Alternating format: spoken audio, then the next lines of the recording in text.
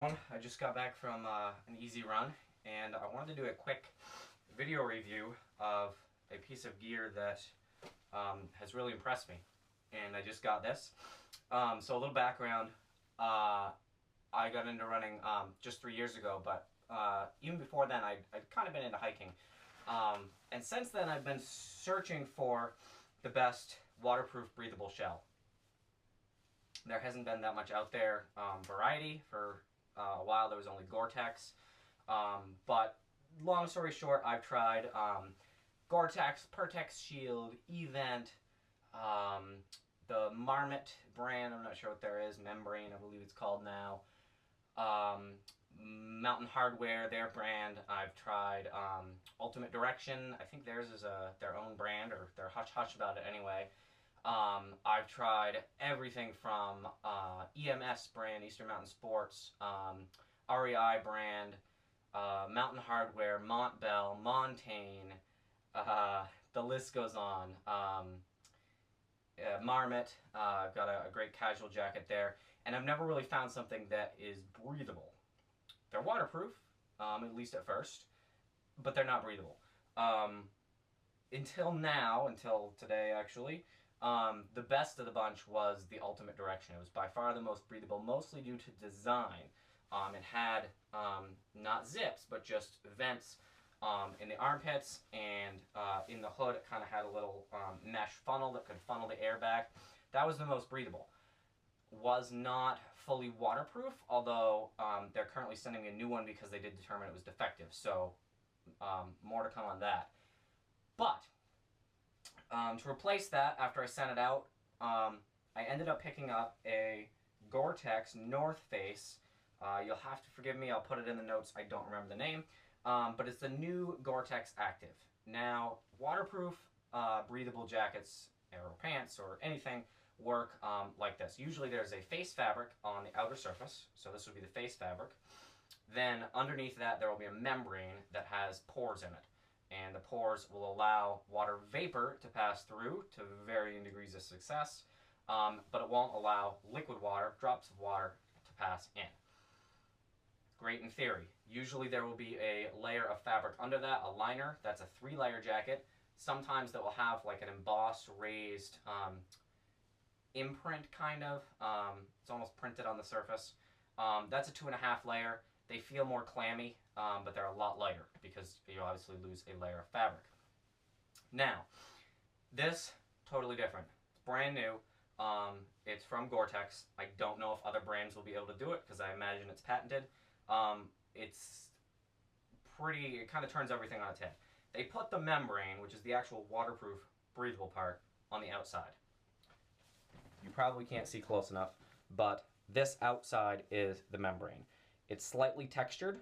The brilliance of having the membrane on the outside is you can shake it and the water just flies right off. It won't wet out. There's no durable water repellency built in. You don't have to replenish it. You don't have to wash it with Nick Wax. None of that. It's permanent. You know, until you wear out the jacket surface, it's permanent. I could see when running water droplets bouncing off me in the light of my flashlight. One shake and this is dry. But the thing that really impressed me was the breathability. The reason why this is more breathable is because when you have a traditional face fabric, as that face fabric gets wet, which it will inevitably, you lose the breathability. You cannot breathe as well. This does not have that. It actually has a liner. It's bonded. I'm not sure what it is. It's very, very thin. The jacket as a whole is very, very thin. However, they give you a cord at the bottom to cinch it in. They give you a hand pocket on each side. They have adjustments for the hood in the back. The only thing that I found slightly lacking, but it really worked well, is the hood is not a wire brim. It's just kind of folded over. But the hood adjusts so well that it really wasn't a problem. If I had a problem, I have a kind of waterproof hat, or even just a regular hat to put underneath just to hold this out a little bit more, might be good. But really, this is by far the most breathable, and I think it's going to prove to be the most waterproof in the long term. If you're out for an hour and a half, 2 hour, 3 hour run, I think it's going to be really, really durably waterproof, much more than a traditional 2.5 layer, 3 layer jacket. And like I said, I've tried Event, which I think is the highest in terms of stats for breathability. Great. I have a fantastic Event, more of like a mountaineering jacket, you know, for really long hikes. I use it for skiing. Love it. It's fantastic. When you start to run, you better hope you have pit zips. You're going to start unzipping. It's going to be warm. Today, it was moderately heavy rain, very steady, pouring in some for a minute or two there. I am completely soaked from the waist down.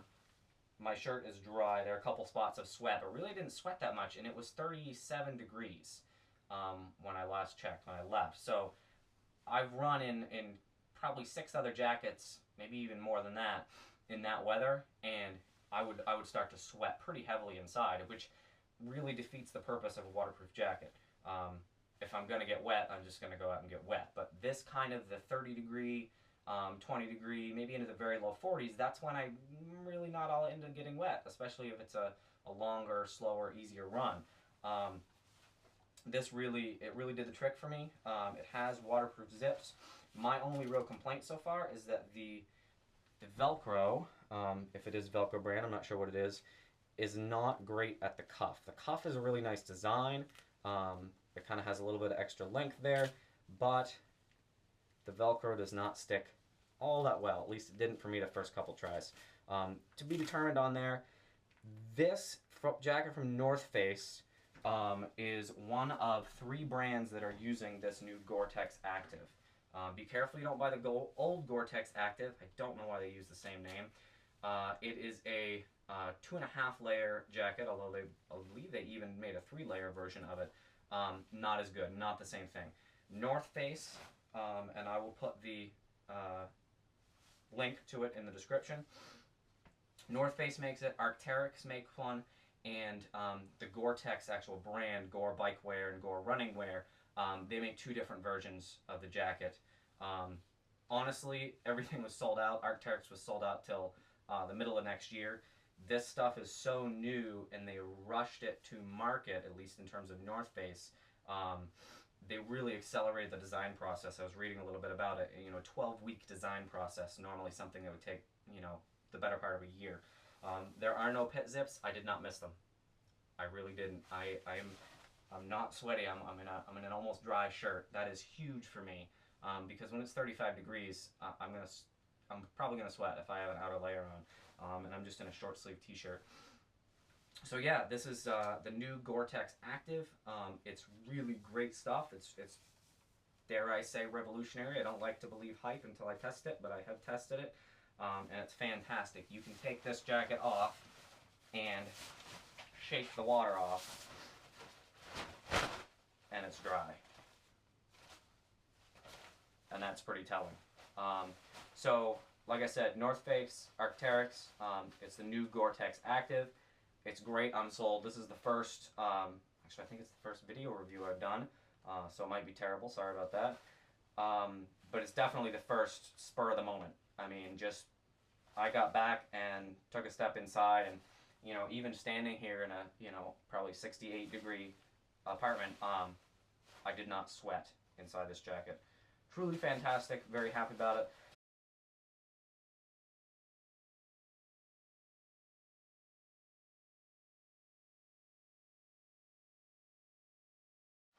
If you're wondering what I used today, so I don't know if you're in the Northeast today, but it is very wet, very rainy, very icy, so shoes are obviously a problem. I have never liked waterproof shoes for running. Don't like them. However, I want my feet to stay warm. They don't have to stay dry, they have to stay warm. When you get down to the 30s or below, that starts to be a problem. So, I found these GoreTex, oops, still got my blinkers on. I found these GoreTex bike wear socks, and they are fantastic. So they let me use any shoe I want. So my shoe of choice for trails, all the way up to 50K I've run in these, is the Ultra Superior, and they are truly fantastic. The Ultra Superior, it's a zero drop platform. Pretty much the only thing I don't like is this little tail. It tends to kick up dirt into your shoe sometimes, but truly a fantastic shoe. A wide toe box. If you don't know about Ultras, give them a shot. You never know if they'll work for you. If you have really narrow feet, they may not. But these guys, once my tread started to scrape down over many miles of White Mountains and Prezi Traverse, and I think I wore these on the Penny Loop, I put screws in them. Now, the trick is you cannot put too many screws, especially if you're a lighter guy, lighter gal. You don't want to spread your weight over too many screws, or they won't bite into the ice. So I found a good balance was, what do I got, 2, 3, 4, 5, 6, 7, 8 screws. I would say between 7 and 12, unless you're fairly heavy. Now, the trick is finding a shoe that is squishy cushioning, but not too much of it and not too squishy. Because if this squishes in, then it doesn't give enough bite into the ice. So you need it to bite. I have really found, I've tried screwing maybe probably half a dozen different pairs, different brands. The only ones I've felt truly confident in are these. Ultra Superiors screwed. The studs, really, I found that they're perfectly aligned. Don't neglect the toe, or as you push off, you will slip. But these are truly fantastic. The GoreTex socks let you wear any shoe and not worry about keeping your feet dry. Really fantastic. And that's about that. I'll do a quick video tutorial on how to screw these shoes. It's really self-explanatory. You just want to make sure that you're balancing it out and don't use the screws that are too long. I believe I use 1/2 inch, possibly 3/8 hex head screws. Hex head are what you want. You don't want flathead screws because they will just slide. I ran into my ice rink of a driveway on the way back from my run, did not slip even once, whereas getting out of my car, I almost ate it about 4 times with street shoes. So there you have it. Ultra Superior, stud them. Don't stud them in the winter, or don't stud them in the summer. They're fantastic. You back those studs out, you can still use the shoes. When these shoes wear down, I honestly still wear them for road shoes because the cushioning is squishy but low profile. I find that they tend not to wear in an odd pattern, depending on your gait. That's just for me. I'm pretty neutral. So I find that they'll last a lot of miles even after I wear the tread down on the rocks. So yeah, thanks a lot, guys.